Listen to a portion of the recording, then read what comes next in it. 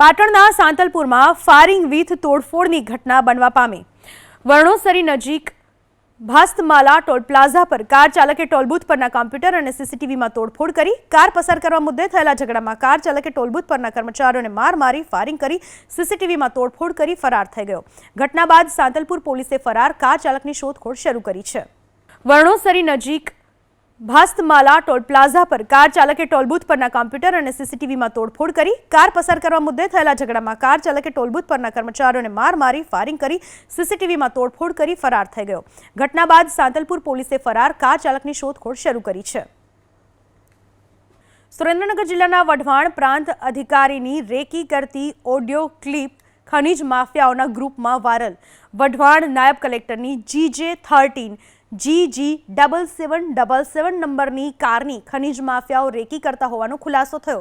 પ્રાંત અધિકારીઓની movement WhatsApp મેસેજથી કેટલાક શખ્સો ખનીજ માફિયાઓના ગ્રુપમાં વોઇસ મેસેજથી મોકલતા હોવાનો ખુલાસો થયો છે।